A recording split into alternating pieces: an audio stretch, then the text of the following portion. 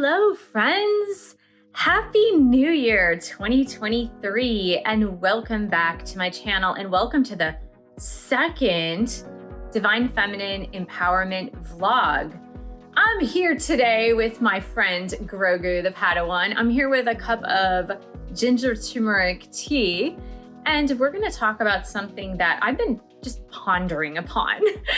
That's all, and it's why you're such a good girl. And if you're interested, please do stay tuned. It's just going to be my musings, my ramblings, my deep thoughts about this topic. If you're new here, do subscribe below, click on the bell, scroll up to all for all notifications. Thanks for giving the video a thumbs up. So just a little bit of channel news. As you have seen, since the last time I came to you in a vlog, the channel was just changing titles. Now it's called the Empowered Divine Feminine. Before it was called Michelle Fondin Author. Now I still have the handle at Michelle Fondin Author because I don't want to change things too quickly. I want people to get used to the new name of the channel, the Empowered Divine Feminine. And to that end, I'm not going to change the handle right away because I just want people to get used to it. Get used to the new logo, the new titling, the new title cards, the thumbnails, and all of that. And with that comes a brand new book that I'm writing that will be released on March 22nd, 2023. I'm gonna put a picture here. You can see the beautiful cover of my brand new book for Divine Feminines all around the globe, and how you can feel more and more and more empowered and take back your power as a woman. And I know there are divine feminines out there who are men. I see you. I do see you, men, and I'm so happy you're here too. This book, however, and a lot of the content is going to be geared toward women because women have had a very different struggle on this planet than men have had.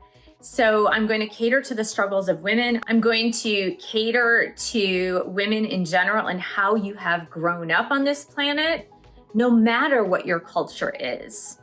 Culturally, we have lived different things as women, but women as women growing up as girls, going into puberty, becoming an adolescent, becoming a young adult in womanhood, and finally into womanhood, some of those challenges, I would say most of those challenges, have been fairly similar, even if you've grown up in different cultures and religions and political backgrounds. So we are going to address a lot of that here. And this was my musings as I'm writing this book, as I'm bringing up these new topics to you, and as I have thought about my own journey into relationships with men, in relationships with other women, in relationships with my own family members, and the struggles that I have encountered as a woman. So today I'm really coming to you with why we tend to get into codependent, bad relationships with men. And one of the things that I was thinking about is this concept of when you are little, when you were a little girl, you were always taught to be a good girl, to be a good girl, to not make waves, to cross your legs, to sit properly, to be ladylike, to make peace and help everyone to get along, to serve others, which is a great thing, by the way. I think everyone should, in some way, shape, or form, strive to serve others because it's a way to humble yourself. But this concept of being the good girl has gotten us into a lot of trouble. It's gotten us into trouble in relationships with other women, friends, or maybe even a mother. And it's also gotten us into trouble with men, in relationships with men, because we have been taught to be good, to be kind, to be gentle, without having an actual accuracy on how to judge whether or not someone is taking advantage of us, someone is taking advantage of that kindness, someone is infringing upon our boundaries without our consent. And so it's left us second guessing ourselves when we're in relationships with men and sometimes with other women, including, friendships or maybe female cliques in friendships. But even with our twin flame divine masculine, this has become a huge problem. It's become a very, very big problem of being the good girl, not making waves, trying to be kind and nice, trying to go the extra mile to be kind and nice and gentle and just being really good. It hasn't served us to the extent that we have ignored being good to ourselves, being kind to ourselves, being gentle with ourselves, showing ourselves love, respect, and kindness. We have, in a sense, we've made ourselves small in an effort to be good. We have made concessions for bad behavior in an effort to be good. So we've made excuses for men in our lives. Oh, that's okay. They didn't know what they were doing. It's okay. They'll do better next time. It's okay. They were having a bad day. They might have had too much to drink, too much stress at work. And so we have continually made excuses for the bad behavior of the men in our lives while trying to maintain a persona of being good. Just being good, being pure, being innocent, being kind, being gentle, being nice. And all of those traits are good if you're genuine, right? So just think about that. I mean, when I was thinking about this, I was thinking like, sure, those traits are normal and nice when you can be genuine, when you can be genuinely authentic in your kindness, in your goodness, being nice to others, not making waves, not creating more chaos. Those are all really good traits. Please don't get me wrong on this, Divine Feminine. They're all really, really, really good traits. Well, where they have gone wrong is because we have done this without authenticity, without feeling like we're being our genuine selves, with suppressing our needs and desires, with suppressing the kindness toward ourselves, suppressing the niceness toward ourselves. Oftentimes we've relinquished that. We've let go of niceness and kindness to ourselves in sacrifice of niceness and kindness to the men in our lives. And we make concessions for them. And we have made concessions for them. Now, what I want really to do here is differentiate between niceness, kindness, not making waves, and making demands to get what you want. So it is okay to set boundaries and still be kind. It's okay to be understanding of others and bad behavior or behavior that's really like, less than optimal, and still be kind. It's okay to do that. But when it infringes upon your rights to be kind to yourself, then that's where we have a problem. That's where we have a huge problem. And when I was growing up, I was taught that I needed to be ladylike. I needed to be kind. Like a good Christian girl, I needed to turn the other cheek, not make waves, not start fights, not start arguments. And in reality, it really was saying all my teachings from my parents, my teachers, the upbringing, the school I was brought up in, all of this was saying, don't have a backbone. Do not stand up for yourself and don't have a backbone. It's not polite to stand up for yourself. It's not right to stand up for yourself. Now, they didn't say this directly, but indirectly, that's exactly what they were saying. Don't make waves. Don't create waves. Be the good girl. What it was telling me is that I didn't have the right to stand up for myself and stand up for my needs, wants, and desires and set boundaries, set healthy boundaries. What it was saying, what all these teachings were saying was that if you don't make waves, then you're a good girl. If you keep the peace, then you're a good girl. If you turn the other way, if you turn the other cheek, you are a good girl. Otherwise, you are not a good girl. And of course, we all grow up wanting to please our parents, caretakers, teachers, mentors.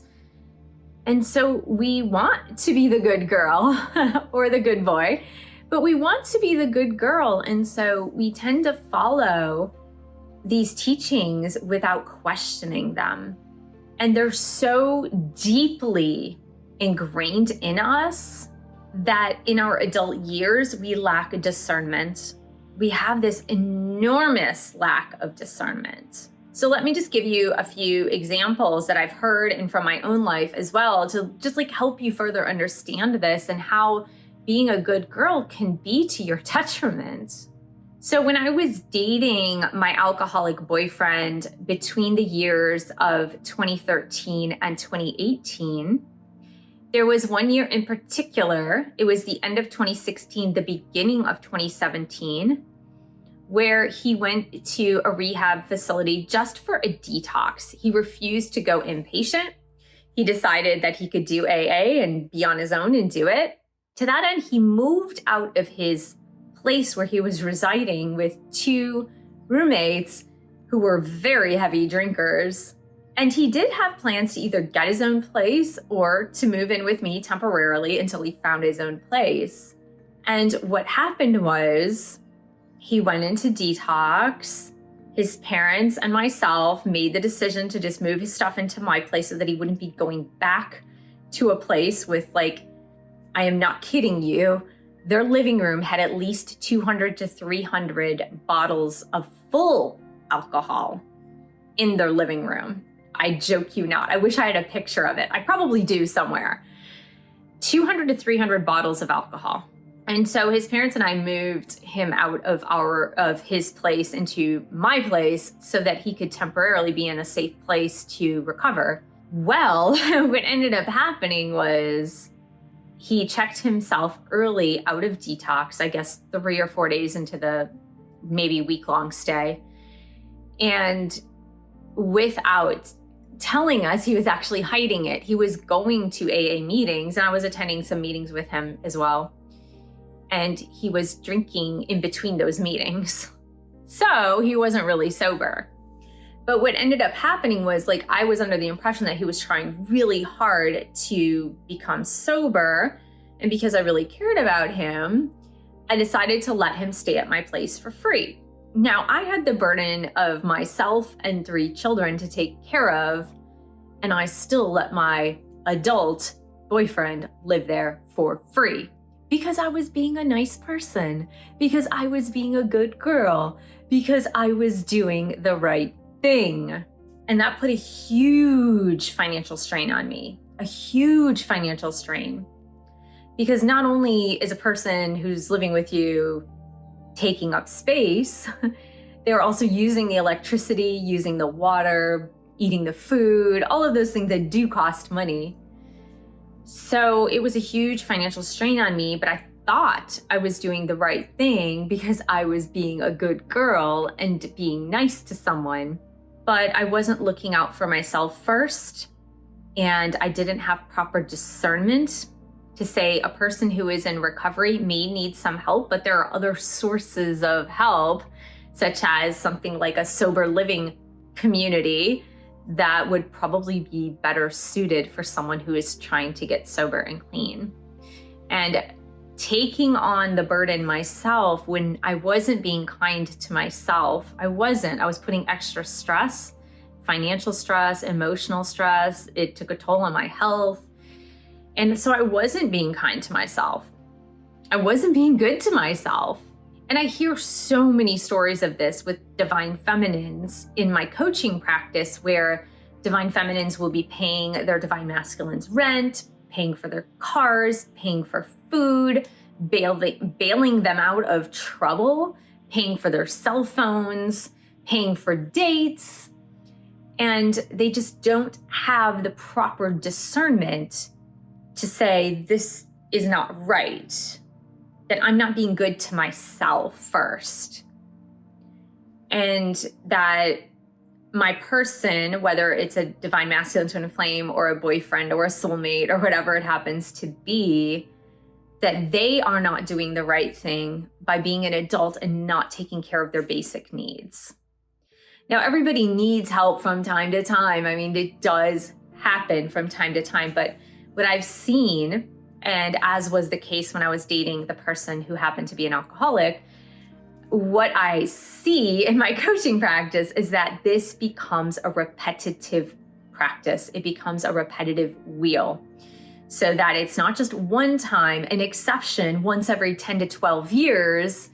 It becomes a monthly or bi-monthly basis or weekly basis where they're bailing out someone. And it could be someone else. It could be their adult children, the children who are adults of working age, or it could be their sisters or brothers who can't seem to get it together, or a best friend. But most often, what I personally have seen has been with a twin flame divine masculine, or with a boyfriend or ex-spouse or someone like that. So those are some examples of how being a good girl could be to your personal detriment. The other thing that I have seen, and I've personally experienced in my own life, is being a good girl or being really nice or turning the other cheek or just allowing bad behavior to permeate throughout your life is with the way you are treated. So if you have this philosophy that I must always turn the other cheek, that I must always be kind and gentle and forgiving and allowing that person to be who they are, unfortunately, that also comes with allowing any type of behavior that tends to come your way. Or it seems, and this is what it seems in most of my coaching practices, is making excuses for the type of behavior that comes your way. So then it becomes a justification for that bad behavior that is coming your way. So it's all kinds of excuses that I've heard. All kinds of excuses. So my DM has his kids this weekend, so it's kind of normal that he ghosts me. My DM is still trying to go through a divorce with a wife who doesn't want to leave him or doesn't want to sign the divorce papers or who needs his money. So it is okay if he is prolonging his divorce for 3, 4, 5, 6, 10 years. And so being the good girl, we tend to make excuses for other people whose behavior is not up to the standards that we would even accept for other people in our lives. Or we don't put those standards back onto ourselves and understand what we deserve as behavior coming toward us. So just because you're a good girl doesn't mean that anybody can step all over you, or people can break their promises or infringe upon your boundaries. And so I hope you're seeing, like, being a good girl isn't all it's cracked up to be. And it's not like, I don't want you to go black or white about this when you're listening to this. Please, please, please don't turn this into a black or white situation, because it's a very gray area situation. As I said, it's important that you be kind. It's important for humanity that all people be nice and kind. That's just an important tenet of humanity. Otherwise, we're just savage people living like Lord of the Flies or like survival of the fittest. And that's certainly not the way that we want to go back to. I know that still exists in many parts of the world, but if you're viewing this video, that's not likely to be how you're living. It's also important to extend that kindness to yourself first, extend the niceness to yourself first, and to set boundaries, parameters, expectations for behavior that does come your way. Because that's the only way others can learn that their behavior is not acceptable. If up until now, everybody has been accepting bad behavior, for example, from your divine masculine, if everybody's been turning a blind eye to the bad behavior or being nice and kind and good, then they're not going to know that it's bad behavior. They're not going to know that that's not the way they need to be treating others. You might think that most people know, but you would be surprised how many people were raised like we were raised. And we were taught, for the most part, to be doormats. And so if your divine masculine has a ton of people surrounding him who have agreed collectively to be doormats and not make waves and give in to temper tantrums and whatnot, then your DM is not gonna know what bad behavior is.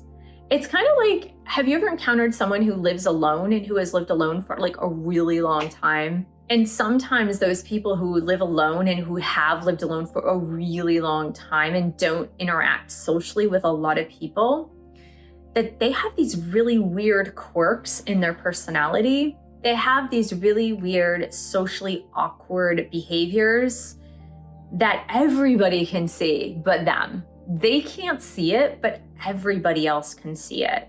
And that's the same thing, is that if nobody has told that person it's not socially acceptable to do A, B, or C, then how are they supposed to know? Especially if they live at home and they don't have anyone monitoring or giving that feedback to them. And so they just wouldn't know. So it's almost a responsibility to yourself to understand, what are my boundaries? How do I want to be treated? What behavior is okay in a good way that comes toward me, and which behavior is not okay? And then you can state it simply. And in my upcoming book, The Empowered Divine Feminine, I'm writing an entire chapter on this type of communication and behavior as far as communicating boundaries and being able to healthfully assess yourself and have this power of discernment, because it's so incredibly important. I would rethink your philosophy on what you've been taught growing up as far as being a good girl and what that looks like for you today. And if the definition of being a good girl still makes sense today, because in today's world and where you are right now on your journey, it might not make sense to adapt exactly what you were taught growing up as far as being kind, being nice, not making waves, being the good girl, turning the other cheek, and not saying anything. Don't create fights, don't start arguments. You might just want to rethink that and say, what makes sense for me today? How can I be the most authentic being today? How can I improve my relationships by being the most authentic person that I can, not only to the other people, but to myself as well? So I hope this was helpful for you, Divine Feminine, to help you feel more empowered this week. Thank you so much for joining me. Thanks for subscribing to my channel below. Click on the bell, scroll up to all for all notifications. And thank you for giving the video a thumbs up. Thank you for sharing this with other Divine Feminines. Thanks so much for all of your support. Hey, guess what? I've now got a spread shop. You can check out the merch below. You can buy one of my published books or book a reading with me. And I will see you in the next video.